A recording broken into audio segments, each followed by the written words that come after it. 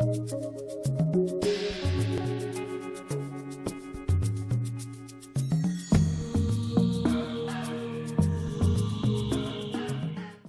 alaikum, my name is Irfan Raidan and it's great to be here at ISNA Chicago.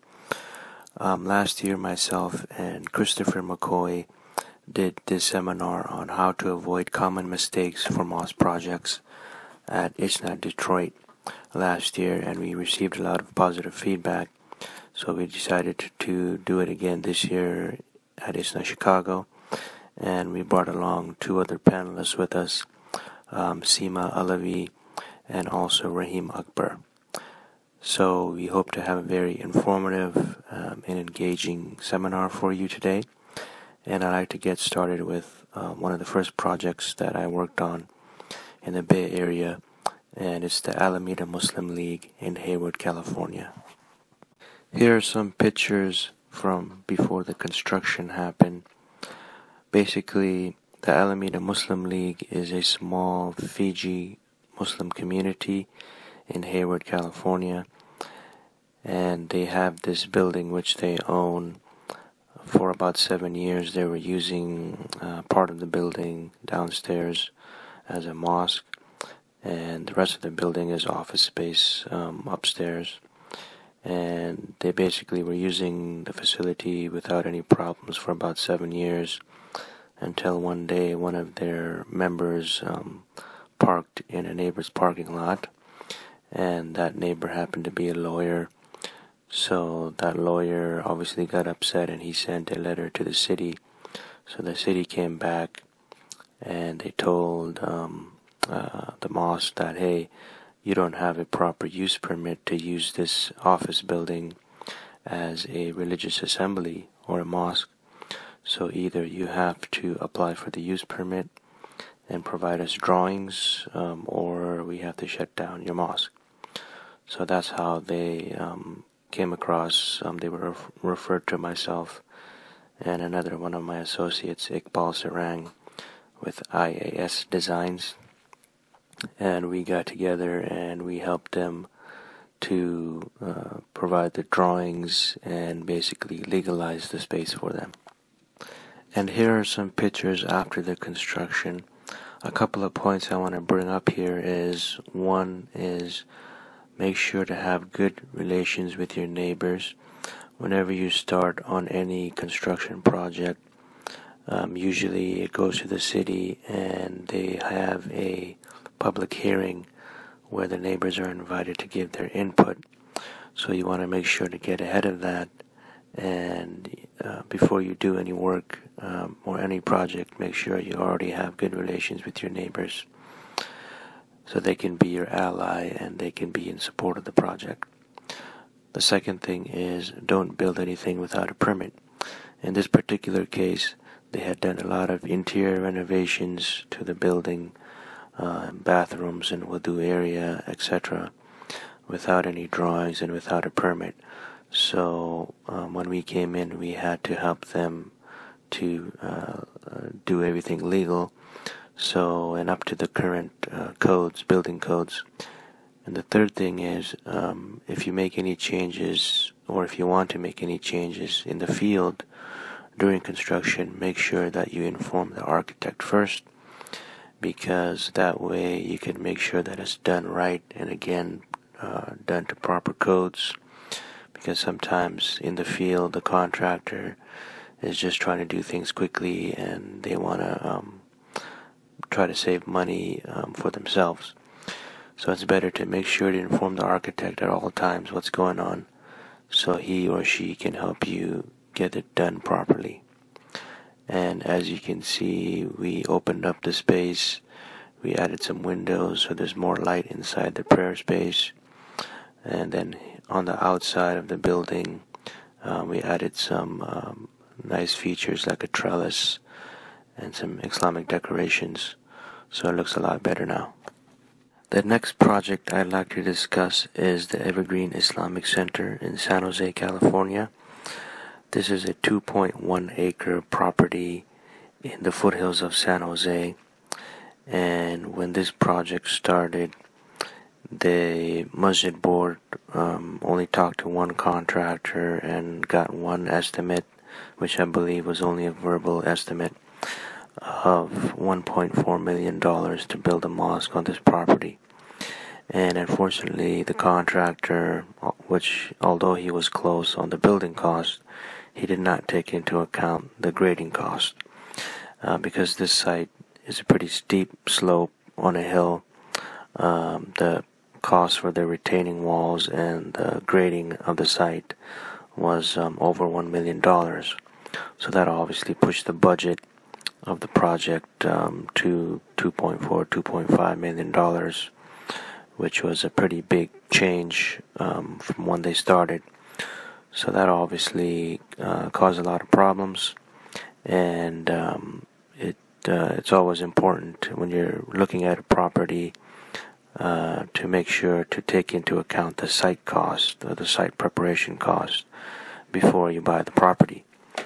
And for any kind of project, even if it's a home remodel or a kitchen remodel or a bathroom remodel, I always tell my clients to get 3 estimates from contractors, at least 3 estimates, so that way you can see what the actual cost will be.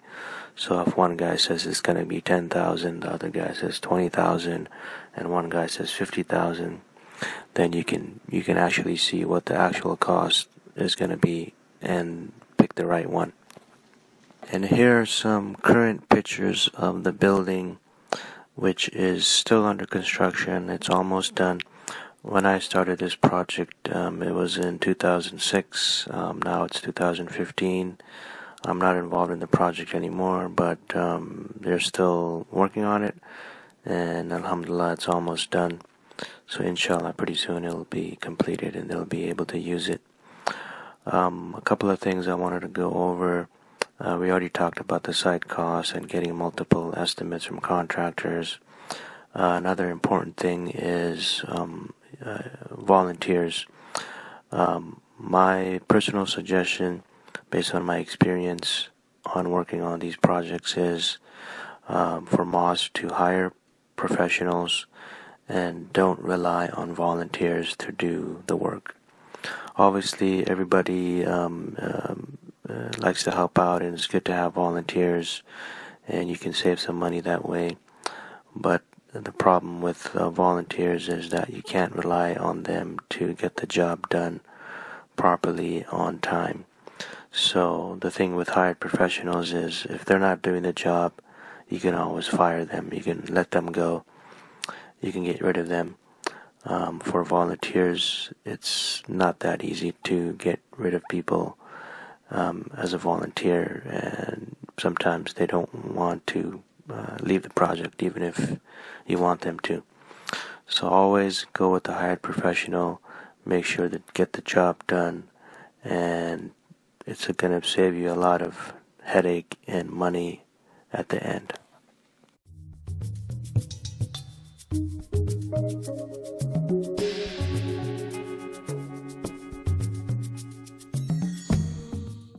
What's important to acknowledge, what we really need to acknowledge, is distinguishing between deen versus culture. We should not be blurring the lines between our religion and what was prescribed to us in our religion. Once we separate these two platforms, we'll be able to better plan our mosques, stemming from conceptual design through construction and occupancy. You see the two images on the screen depicts the simplicity of the very first masjid located in Medina, Saudi Arabia. Men typically prayed in the front, women typically prayed in the back, and children were pretty much sandwiched in between the two, men and women. The impact of the mosque as a complex became the core for the city of Medina. The social fabric of the mosque was made up of its people, and this is what we should be striving for right now. We should design our masjids to include programmatic components with the intent of bringing them back to serve as a community center.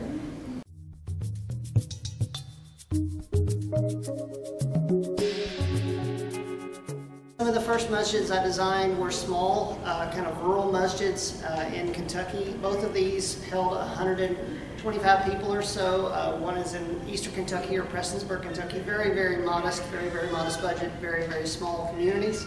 Alhamdulillah, but they were successful at building a brand new purpose-built masjid, and it was wonderfully rewarding and exciting to be a part of them. The masjid in the lower corner is the Islamic Center of Somerset. They're actually remarkably similar masjids, but obviously by the time I got to the second one, I started making them look better, or making them look more like a masjid. Other things that we do in our practice is master planning, long-term planning. The top photo is for the Islamic School of Louisville, Kentucky. It's four-phase masjid, community center, elementary school, middle school, high school, and recreation facility, all built over multiple phases. And a larger masjid that we designed was for the Islamic Center of Elizabethtown, Kentucky. Again, a 400-person masjid that actually had some planning to it as well, but mostly it was just a new masjid.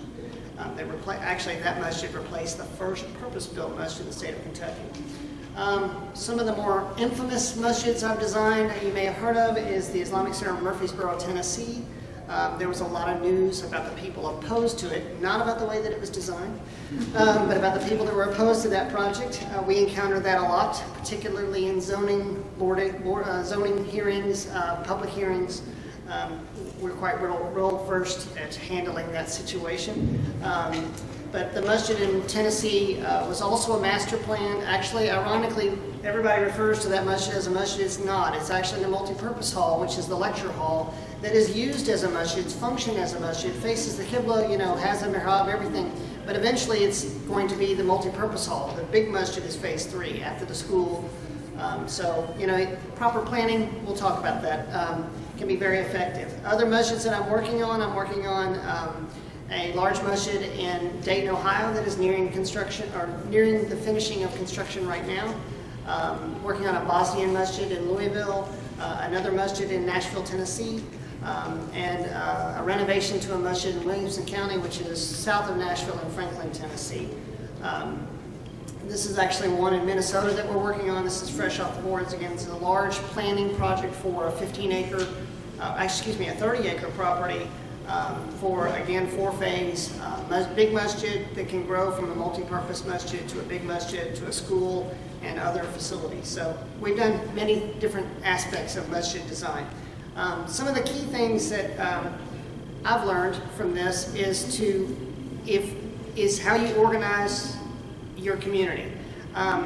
Yes, you're going to get volunteers. As Irfan mentioned earlier, make sure those volunteers are compensated or at least used. My experience is that they need to have experience doing this. Don't resist the temptation to just get the biggest donors to lead the project. They probably don't have the time or don't necessarily want to.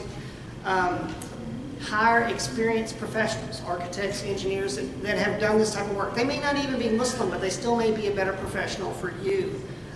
Keep your building committee both appropriate for your community. If your community includes lots of women, there should be women on the building committee. If they're young adults, great, include them, but don't let your committee get too large.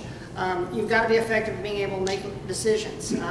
Don't put in a token woman just because she's a woman. Get people that matter and count. In my experience, that is much more effective. Money is by far the biggest challenge for us who design and construct masjids.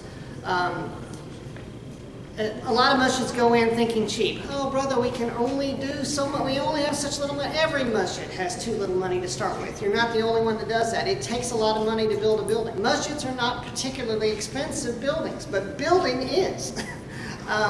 So resist the temptation to downplay those costs to your community. I've seen so many leaders inadvertently, not intentionally doing this, but lying to their community about how much things cost to make it sound good, to appease the donors.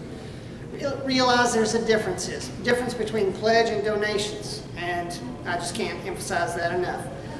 With regard to specific project issues, understand what you're getting approval for. A lot of people don't, they'll get a zoning permission and they think they can go build a building. That's a whole separate thing for a certificate of occupancy before you can move in. So understand your approvals, and a good professional will educate you on that. Consider renovation instead of new construction. It's unfortunate, but realistic that you can renovate things for half the cost of a new building sometimes, or buy things if they're appropriate as opposed to building new. Resist a rural piece of property way out, inconvenient to everyone, that appears very cheap, because, again, as Irfan mentioned, site utility costs, development costs, zoning's a bigger issue out there. It may not be the best choice for you, even though it appears cheap. Don't think cheap. Think effective.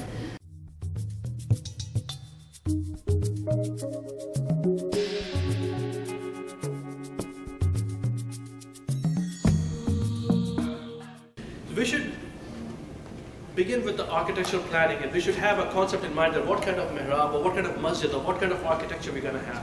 Do you want to have a Mediterranean influence? You want to have a Ottoman influence? You want to have a more Egyptian influence? That depends on what kind of community you have, or you have a more Mughal architecture, so that the designer can bring in those components into your architectural accents. So your beams can be designed that way, so that your mihrab can be designed that way, so your domes can be designed that way. The professional designers to be hired. Time considerations. 3 months before Ramadan is not a time to order your mihrab. Okay, I get numerous calls every year, 3 months before mihrab, brother, make a mihrab for us, and we want it before Ramadan. Sorry, you can't do that. Okay, money. Money is the biggest issue. Okay, these things cost money. If I were to tell you that the mosque decoration is going to cost you X number of dollars, it's going to give you a sticker shock, people are going to run away. But if I put it in a perspective, it's going to be very easy. And if there's one thing that I want you all to go back and take the lesson from here, that will be that you should allocate only 1% of your whole project cost towards your mosque decoration. So if you're running $1 million mosque, it should be $10,000. Average mosques are around $3 to $4 million. So we should be accounting like $30,000 to $40,000 for decoration process. If anything, you should spend more money on the decoration than your wudu areas. You spend more money in the wudu area than in your main prayer hall. So that's one thing I want you to take with you when you go back to your communities and building mosques, that we should allocate money for decorating the mosque, because this is where your community will be hanging out, this is where your interfaith meetings will happen, and this is what you want to show to the larger people.